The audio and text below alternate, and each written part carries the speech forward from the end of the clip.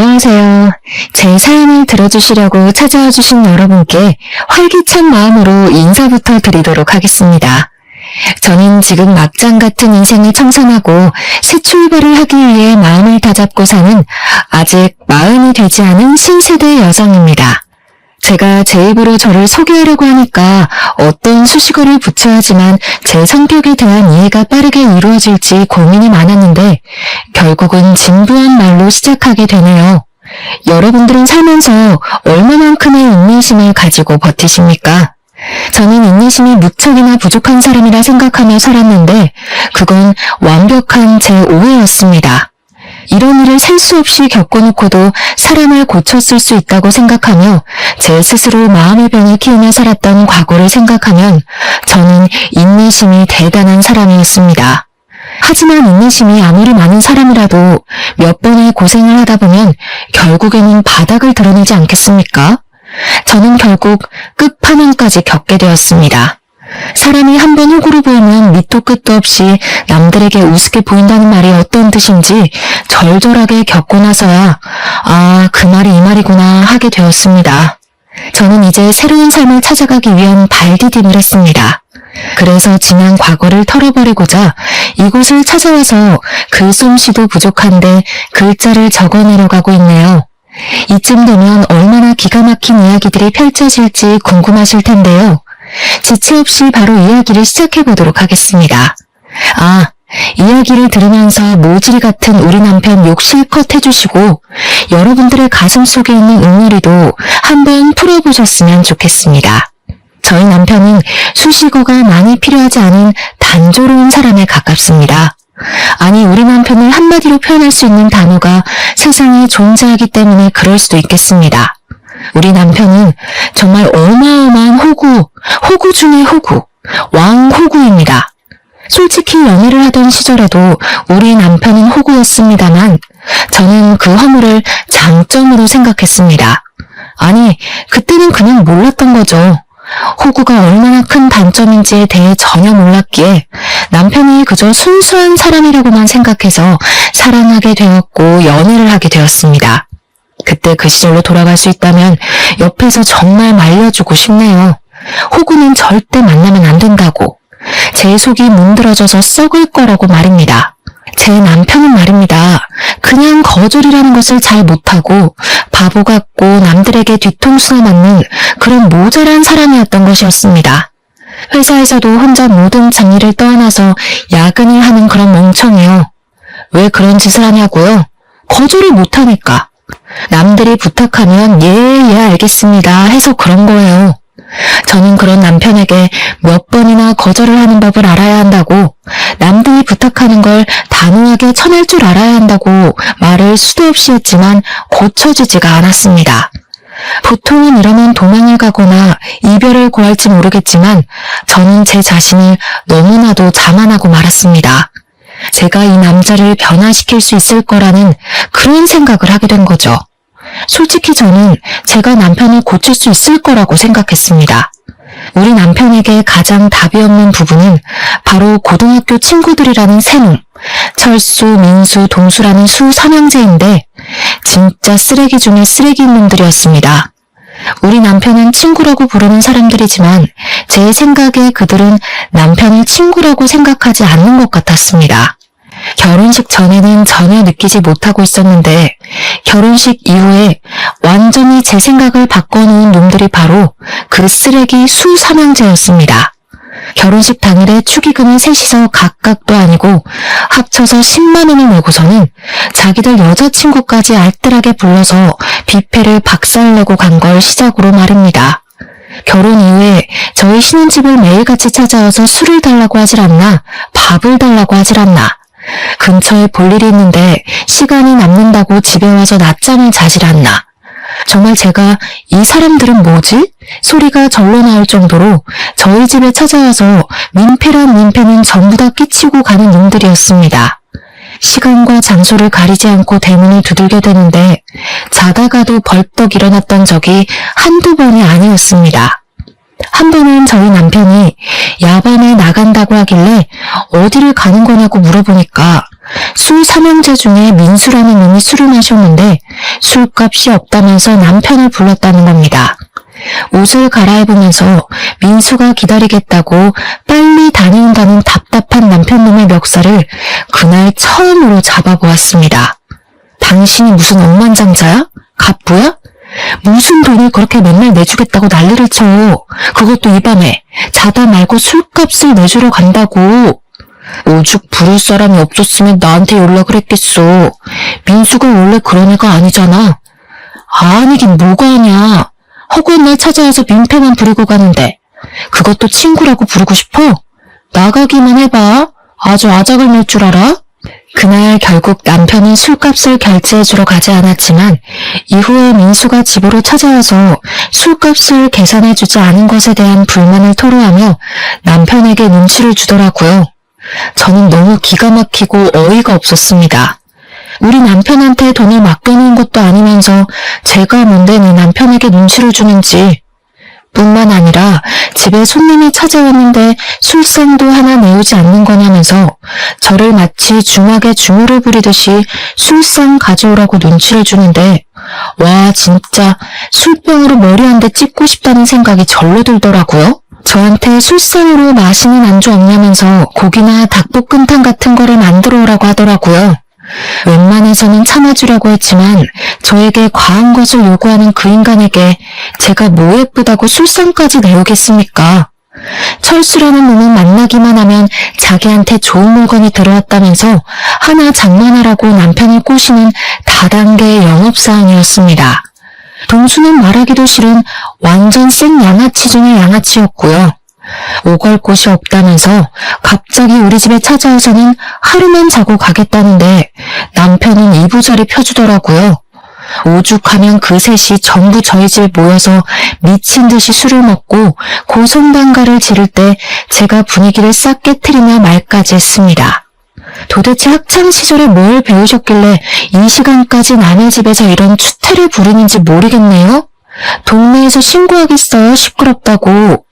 미안하지만 오늘은 다들 돌아가시고 다음부터 저희 집에서 이렇게 다짜고짜 모이는 일은 없었으면 좋겠습니다. 남편을 째려보면서 이야기를 하니까 남편이 머쓱하게 웃으면서 저를 말리는 게 아니겠습니까? 어쩌다가 학창시절 이야기도 하고 분위기도 좋으니 조금만 봐달래요 글쎄. 지 마누라 분위기 안 좋은 건 눈치도 못 채는 주제에 어찌나 말이 많은지. 남편이 친구들의 편을 들자 술 삼형제가 기고만장해져가지고 저한테 한 소리 하더라고요. 죄수씨 정색하니까 정말 무서워. 쫄았네 나. 우리 적당히 놀다가 다 치우고 갈게요. 치우기는 개뿔. 처음에는 남편 생각해서 제가 조금만 불편함을 감수하면 되겠지 하고 생각했는데 이건 뭐 감수할 정도가 아니었습니다. 남편의 호구 같은 모습을 고치는 것은 둘째치고 수삼형제가 더 이상 우리 집에 찾아오는 일이 없었으면 좋겠다는 생각만 굴뚝 같았습니다. 이 모든 걸 다 당하면서 참고 사는 인간은 당신밖에 없을 거야. 그 인간들을 정리하든 아니면 이참에 나를 정리하든 둘 중에 하나만 선택해. 그래도 친구들인데 어떻게 오지 말라고 그래. 그냥 우리가 조금 불편한 걸 감수해내면 정신 나갔어? 그럼 그냥 나랑 끝을 내던가 아니면 저 인간들을 내 눈앞에서 사라지게 하던가. 우리 결혼한 지도 얼마 되지도 않았으니까 지금 끝내는 건 아무 문제도 없을 거야. 딱 정해. 어떻게 할래? 제가 진지하게 갈라선다는 말까지 뱉어내자 남편은 화들짝 놀라면서 앞으로 수삼형제를 집안에 들이지 않겠다고 저와 약속을 하게 되었습니다. 그 말이 제대로 먹힌 건지 뭔지 그래도 꼴에 친구랍시고 이혼하는 건 맞고 싶었는지 그 뒤로 수삼형제가 집에 방문하는 일은 사라지게 되었습니다. 뭐 밖에서 만나서 노는 거야 그냥 그러려니 하고 지낼 수 있었죠. 집에 오지 않는 것만으로도 살 것 같다는 느낌을 받게 되었거든요. 그런데 밖에서 만나니까 또 다른 문제들이 하나둘 눈에 보이기 시작하더라고요. 남편의 카드값이 심상치 않게 나오는 것이 아니겠습니까? 한돈 호구는 영원한 호구라고 했던가요? 딱 보아하니까 술값을 모조리 남편이 계산하고 있는 것 같았습니다. 도대체 그 나이를 먹도록 변변찮은 인간들을 뭐가 좋다고 만나는 건지 저는 남편이 정말 그 친구들을 믿고 의지하는 건지 아니면 억지로 만나는 건지 헷갈리기까지 했습니다. 카드값이 제가 허용할 수 있는 기준치를 벗어나게 되자 저는 답답한 마음에 남편에게 수삼형제의 흉을 보기 시작했습니다. 네 친구들은 돈이 없냐? 맨날 당신이 술값 계산하는 것 같은데 그게 맞아? 그러니 남편이 진짜로 수삼형제가 돈이 없다고 우물쭈물하면서 말을 하더라고요. 그런데 저희 아버지께서 공장을 하나 운영을 하고 계셨거든요.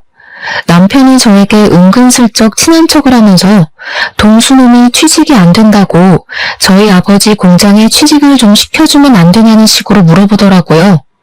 저희 아버지 공장이 전문성을 띠고 있는 업종이기도 하고 자격증이 있어야지만 일을 할 수 있는 곳이기도 하고요. 그리고 청명결백으로 운영을 해오신 분이세요. 저희 친정아버지야말로 존경받는 기업인으로 추대받아 마땅한 분이신데 그런 아버지께 취업 청탁을 그것도 할 줄 아는 게 없는 동수놈을 말입니다.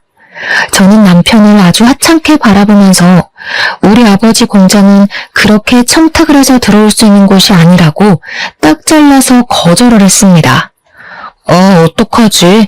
이미 말을 해본다고 했는데. 장인어른 공장이라서 취업 걱정 안 해도 된다고 큰소리 떵떵 쳤는데 장인어른한테 부탁 딱 한 번만 들어보면 안 되냐? 그래도 내 친구인데 해주시지 않을까? 우리 아빠 공장인데 왜 당신이 큰소리를 떵떵 쳐서 이사다를 만들어? 절대 안 되니까 그런 줄 알아. 그 뒤로 동수놈은 우리 집에 일부러 찾아와서 저 보라는 듯이 남편에게 눈치를 주는 말을 서슴지 않게 뱉더라고요. 제가 공장 취업은 절대 안 된다고 못을 박은 이야기를 동수놈에게 전달을 한 건지 뭔지 눈에 훤히 보이는 수틀림에 어이가 없어서 웃음까지 나오더라고요. 동수놈은 제가 아무런 반응이 없자 일부러 더 남편에게 비꼬아대면서 이야기를 하기 시작했습니다. 내가 말이야, 너도 알다시피 공부는 못했어도 일은 되게 잘하는 편인데 단순 노동 같은 거 말이야. 감시 같은 것도 잘하고 사실 공장 같은 데서 하는 일이라고 해봐야 단순 노동 정도 아닌가? 요즘은 뭐 로봇도 다 한다며.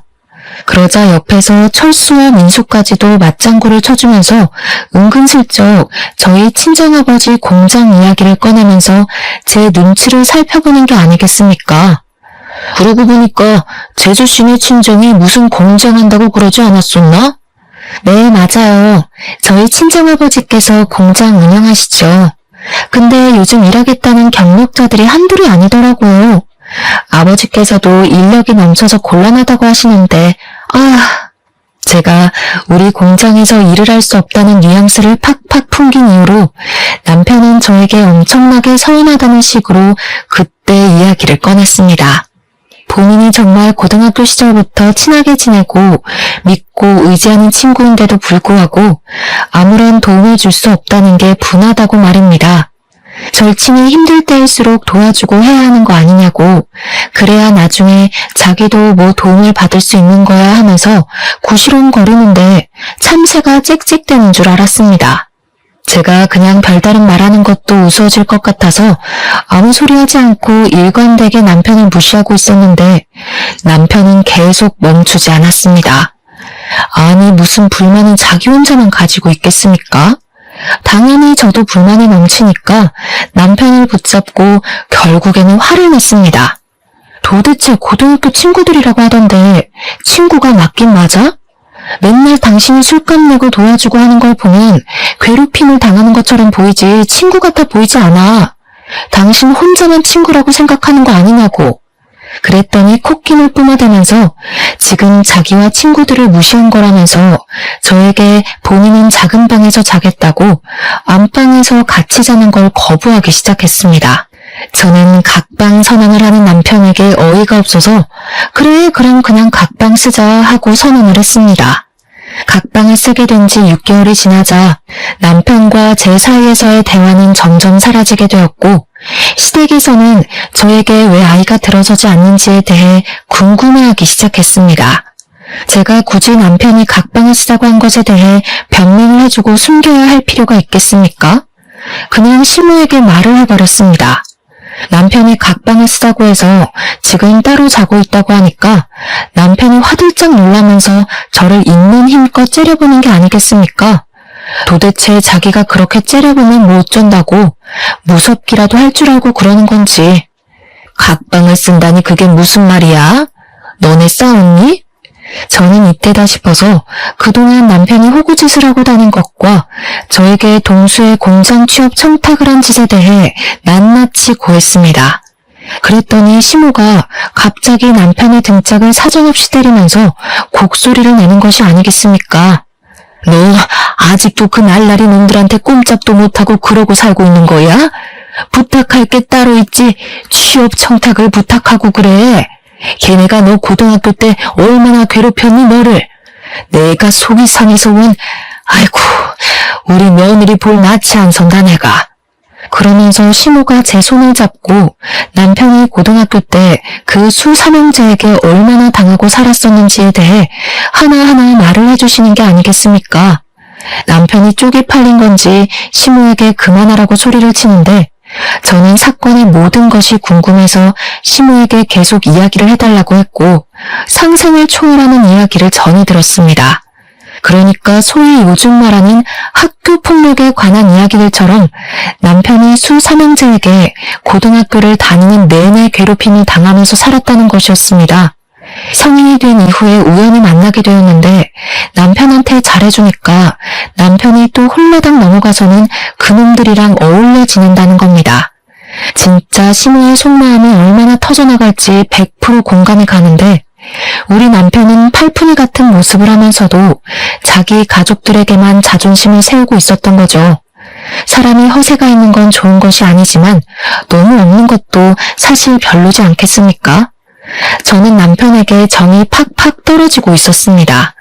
시모는 제 손을 잡으면서 아무리 그래도 이미 결혼을 한 사이고 가족이니까 허물을 덮을 줄도 알아야 한다며 결국에는 남편의 편을 들어주더라고요. 각방 쓰는 걸 멈추고 부부 사이가 좋아지려면 아이를 하루빨리 가지는 것도 방법이라고 하면서 저를 설득하기 시작했습니다. 하지만 이미 저희 부부 두 사람 사이에는 돌이킬 수 없는 골이 존재하고 있었는데 그렇게 쉽게 모든 것이 해결되겠습니까? 그러던 남편이 어느 날 갑자기 저와 상의도 없이 갑자기 직장을 이직하겠다는 허튼 소리를 짓거리더라고요. 제가 어이가 없어서 남편에게 그게 무슨 말도 안 되는 소리냐, 지금 다니는 직장이 탄탄한데 굳이 다른 직장으로 이직을 해야 할 이유가 있냐고 말렸습니다. 그랬더니 이직을 하려는 회사가 미래 전망이 좋은 회사고 자기에게 승진도 보장이 되어 있다고 말을 하는 게 아니겠습니까? 세상에 어느 회사가 승진을 보장해준다는 건지 말이 안 된다고 생각해서 지금 다니는 회사나 잘 다니라고 했더니 자기가 하고 싶은 대로 하면서 살고 싶다는 겁니다. 아니, 제 맘대로 살고 싶으면 도대체 저랑 왜 결혼을 했는지, 저는 남편과 결국 서로를 가족이라고 생각을 하는 게 맞냐면서 대판 싸우기 시작했습니다. 제 말에 딱히 반박도 못하고 씩씩거리던 남편은 본때를 보여주겠다더니 정말 회사를 그만두고 이직을 해버렸습니다. 말도 안 되는 화장품 회사로 말입니다. 우리 남편은 스킨로션도 구별을 못하는 사람인데 무슨 화장품 회사를 다닌다는 말입니까? 제가 어이가 없어서 그 화장품이 어떤 화장품인지는 알고 싶은 마음에 브랜드나 회사 이름을 말해보라고 했더니 절대로 말을 안 해주더라고요. 그냥 유명한 곳이다 라고만 하면서 비밀로 하길래 왜 비밀로 하냐고 닥달을 했더니 어차피 응원도 안 해줄 건데 싸우기 싫다면서 말하기를 거부했습니다.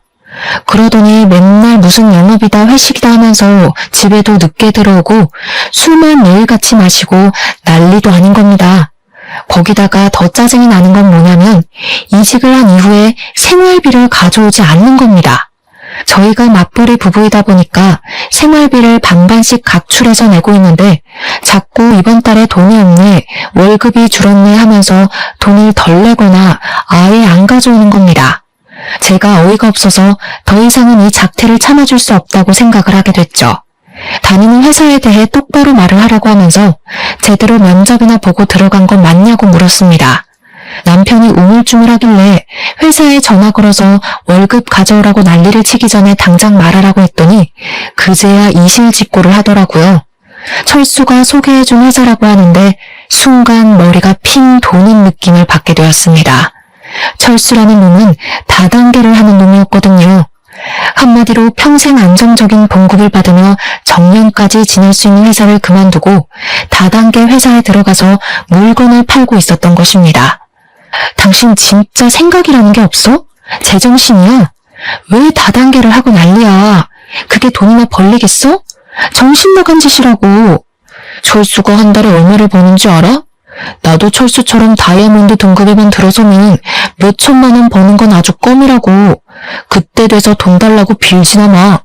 진짜 이놈이랑 어떻게 더 같이 살아야 하나 막막했는데 더 막막한 것은 집에 가져다 준 그 생활비 몇 푼도 철수한테 빌려서 저에게 준 돈이었다는 겁니다. 다단계 구조상 고정급이라는 게 없이 물건을 판매한 만큼 수익이 떨어지는데 이 인간이 스킨모션조차 구별을 못하는데 화장품을 어디서 누구에게 팔겠습니까? 그러니까 철수한테 어쩔 수 없이 돈을 빌려서 저에게 생활비를 주고 있었던 것입니다. 철수가 저에게 돈 갚으라고 하면서 연락이와 모든 것을 알게 된 것입니다. 저는 그런 철수에게 엄청나게 따져 물었죠.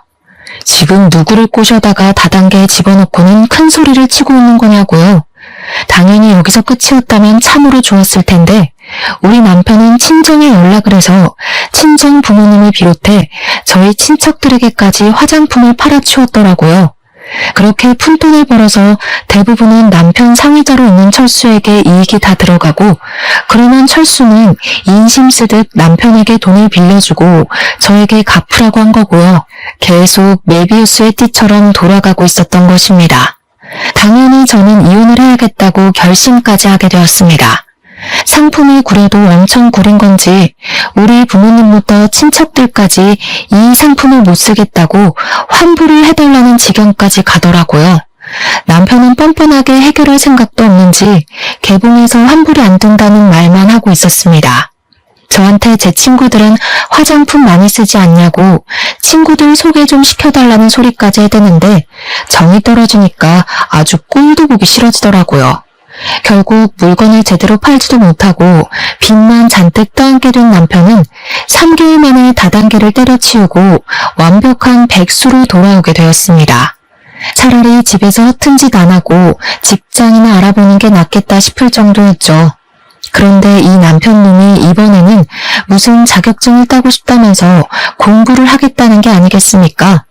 요즘은 자격증 시대라면서 잘하는 게 있어야 취직도 잘하고 돈도 많이 벌 수 있는 거라고 공부를 하겠다는데 웬일로 바른 말을 하나 싶었습니다. 그래서 공부 한번 해봐라 했더니 남편이 스터디 그룹을 알아봤다며 거기에서 같이 공부를 하면서 정보도 얻고 취업까지 해보겠다고 다짐을 했습니다. 최근 수개월 동안 마음에 안 드는지 투성이었는데 오래간만에 정신을 차린 것 같아서 저는 남편을 응원해주기로 했습니다. 그때까지만 해도 저는 남편에 대해 아주 티끌만큼의 믿음은 가지고 있었거든요. 남편이 공부도 열심히 하고 스터디 활동도 꾸준히 하는 걸 보면서 저는 드디어 정신을 차렸구나, 이제 우리 남편이 강해졌구나 하는 생각이 들어 뿌듯했습니다. 그런데 제 믿음이 깊어지면 깊어질수록 이상하게 수상한 일들이 하나둘 생기기 시작하는 게 아니겠습니까? 분명 주말에만 공부를 하는 스터디 모임이라고 들었었는데 평일 주말 휴일 할 것 없이 스터디 모임을 나가는 게 아니겠습니까? 거기다가 더 수상했던 것은 야밤에 통화를 한다고 밖으로 나가지를 않나 휴대폰에 생전 걸어두지 않던 비밀번호까지 걸어두었더라고요. 저는 남편의 수상쩍은 행동에 요즘 무슨 짓을 하고 다니는 거냐고 물어보았는데 자기가 하면 뭘 하겠냐고 발뺌을 하더라고요. 그냥 스터디를 하는 사람들이 나이가 조금 어린 친구들도 있고 해서 자기한테 고민 상담을 많이 한다고 하더라고요. 제가 순순히 남편의 그 말을 믿어줄 리가 있겠습니까? 우리 남편이 정말 거짓말을 더럽게 못하는 사람이거든요. 그러니까 남들의 부탁도 거절을 잘 못하는 거고요. 남편이 거짓말을 할 때마다 입이 마르는지 혀를 내밀어 침을 발라대는데 스터디 이야기만 나오면 시선을 어디다 둬야 하는지도 모르고 입술에 침을 계속 바르더라고요. 딱 봐도 거짓말을 치는구나, 나에게 숨기는 게 있는구나 하는 마음이 들었는데 제가 그 부분을 파내지 않으면 안 되지 않겠습니까? 저는 남편이 자는 사이에 휴대폰 지문인식을 통해서 휴대폰 잠금 화면을 푸는데 성공을 했고 열어서는 안 되는 판도라의 상자를 열어버렸습니다. 정말 그 밤에 소리를 지를 수도 없고 분노에 부들부들 떨면서 남편의 모든 메신저를 확인하고 저는 정말 경악에 휩싸이게 되었습니다. 휴대폰에 잠금을 해놓을 수밖에 없었던 이유가 있더군요. 바로 남편이 저 몰래 바람을 피우고 있었던 것이었습니다. 알고 보니 스터디에 간다던 남편은 아예 스터디 활동이라는 것을 시작한 적도 없었고 웬 처음 보는 단톡방에 들어가서 다른 여자와 바람을 피우고 있었던 겁니다.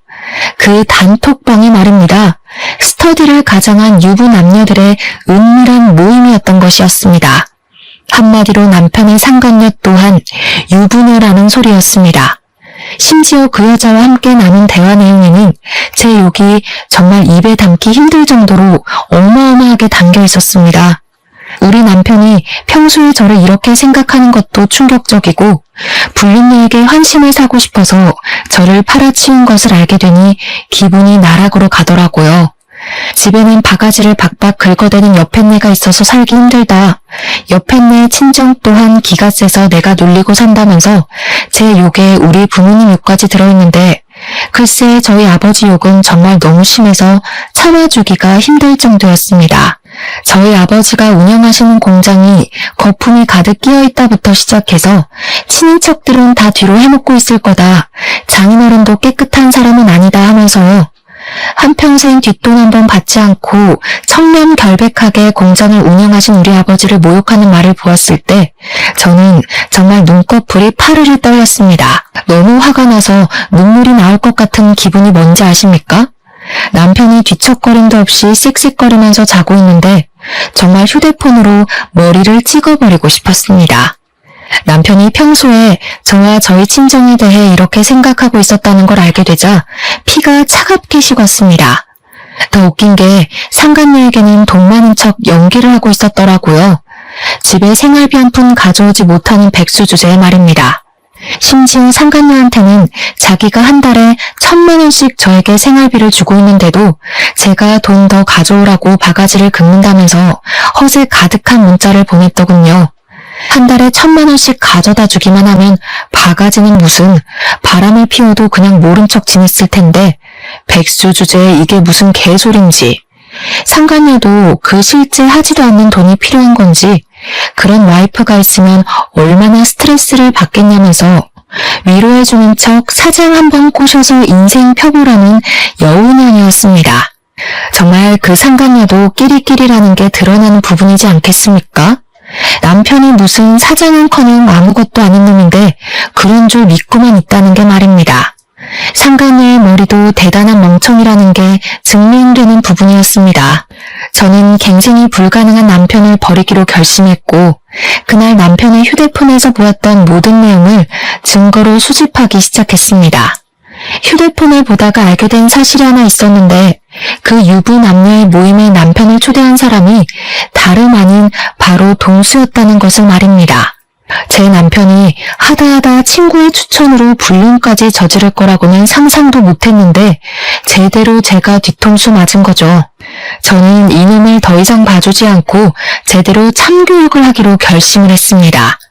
저는 다음날 스터디에 간다고 저의 눈을 바라보지도 않은 채 신이 나서 나가는 남편에게 쪽을 주겠다는 결심을 하고 계획대로 실행에 옮겼습니다. 저희 동네에 꽤 유명한 수제 케이크 집이 있었는데 거기서 미리 준비해서 맞춘 불륜 축하 메시지를 적은 케이크를 받아왔습니다.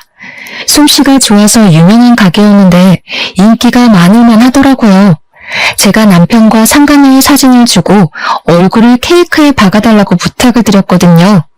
정말 무슨 프린트를 해놓은 것처럼 남편과 상간녀의 얼굴이 케이크 전면에 붙어있는데 케이크 사장님께서 저에게 혹시 복수에 성공하면 이 케이크를 SNS에 올려도 되냐고 물어보셨습니다. 수제 케이크집 사장님 SNS 친구가 10,000명이 넘는다고 하길래 저는 냉큼 좋다고 말씀을 드렸죠. 이런 주문은 처음이긴 하지만 제 복수를 응원한다고 말해주시는 사장님 덕분에 기분 좋게 남편에게 어디냐고 연락을 보냈습니다. 남편은 당당하게 지금 스터디를 하고 있는 중이라면서 저에게 사진을 한 장 전송해 주더라고요.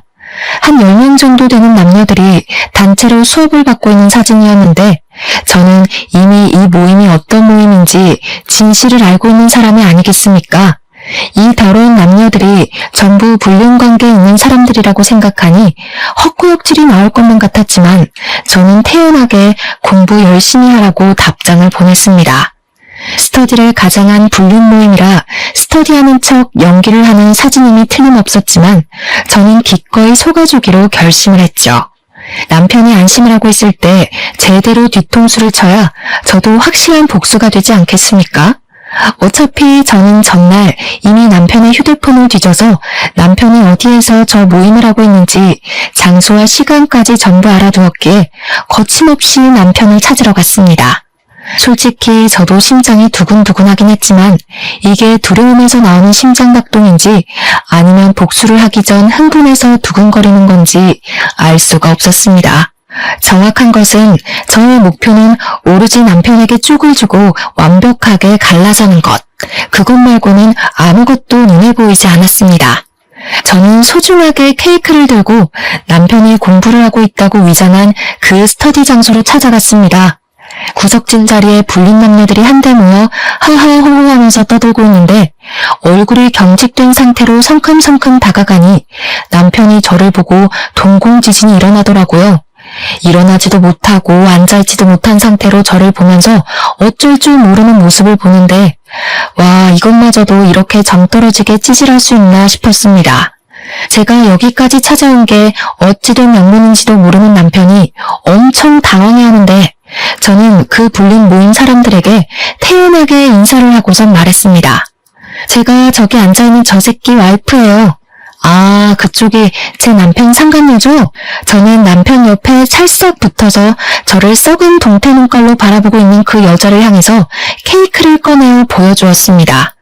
당당하게 축 불륜 모임이라고 글자까지 적혀있고 본인들의 얼굴이 박혀있는 케이크를 보더니 남편도 상간녀도 엄청나게 당황해하는 게 아니겠습니까? 저는 이렇게 쫄려할 거면서 왜 불륜을 저지르고 다니는 건지 이해가 가질 않았지만 오히려 상대방이 반응을 해주니까 저는 차분해지더라고요. 거기 모여있는 사람들이 아무 소리도 하지 못하고 저만 바라보고 있길래 일부러 여유 있는 척 웃으면서 케이크를 한 조각씩 드시라고 했습니다. 일부러 제가 커팅을 하는데 불륜 남녀의 영원한 사랑을 기원한다는 글자와 남편과 상간녀의 얼굴을 칼로 조각조각 내서 주었습니다. 아마 자기 얼굴이 난도질 당하는 걸 눈앞에서 목격했으니 기분이 꽤 나빴을 거라고 생각합니다. 그러자 불륜녀가 난도질이 된 자신의 얼굴과 케이크를 보면서 저에게 소리를 치더라고요. 야! 이게 무슨 짓이야? 당신이 여길 어떻게 알고 나타나서 일단 집에 가자. 집에 가서 이야기하자 우리. 다 오해야. 내가 설명할게. 오해? 와, 바람 피우는 상간녀 속상하게 너희들 사이가 오해라고 말을 하는 거야? 아니, 그게 아니라 여기서 이게 뭐하는 짓이야.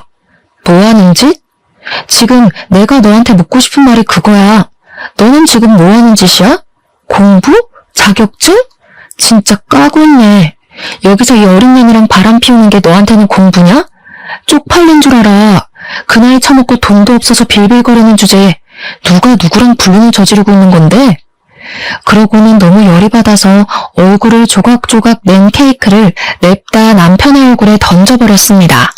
제가 워낙 불륜이라는 말을 큰 소리로 뱉기도 했고 케이크까지 던지니까 카페에 있던 사람들이 순식간에 조용해지고 다들 제가 있는 테이블을 바라보고 있었습니다. 거기 있던 사람들이 전부 불륜 모임이라고 하지 않았겠습니까? 혹시라도 사진이라도 찍힐까봐 다들 얼굴을 은근슬쩍 가리는데 참 찌질하더라고요.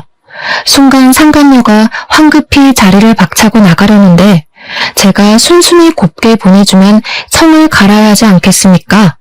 바로 머리끄덩이를 잡아챘습니다. 여기 있는 놈들 다 유부녀 유부남인 거 내가 모를 줄 알아? 야, 너도 유부녀잖아. 너네 남편 어디 있어? 네 남편도 너 이 짓거리 하는 거 알아? 이 남자가 네 인생 책임져 줄 것 같지? 이 사람은 사장인 척 여자 꼬시고 있던데 이 남자 돈 한 푼도 없는 알거지야. 너한테 월 수입도 거짓말한 거라고 이 멍청한 년아. 이 남자가 그렇게 가지고 싶으면 가져.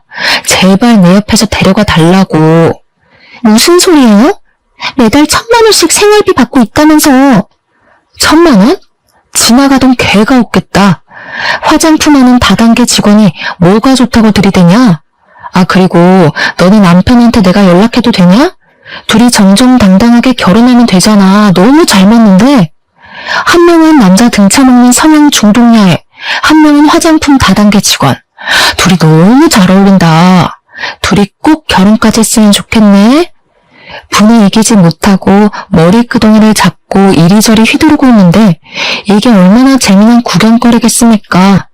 카페에 있던 손님이고 아르바이트생이고 할 거 없이 하나도 휴대폰을 꺼내더라고요. 사람들이 조용히 촬영을 하는 걸 보자마자 차라리 잘 됐다 싶었죠. 저야 초범이니 벌금을 맞아봐야 얼마 안 나올 거고 이 영상은 영원히 인터넷에 박제가 될 테니까요. 머리끄덩이를 잡혀 흔들리는 와중에도 사람들에게 얼굴을 가리면서 영상 찍지 말라고, 사진 찍지 말라고 소리를 치고 있더라고요. 남편도 불륜녀를 감싸느라 사람들에게 사진 찍지 말라고 소리를 치고 있는데 설마 사람들 휴대폰은 카메라겠습니까? 버젓이 CCTV도 존재하고 있는데요. 저는 일부러 더 큰 소리로 구경꾼들에게 소리를 쳤습니다. 여기 앉아있는 모든 사람들이 다 불륜녀, 불륜남이에요.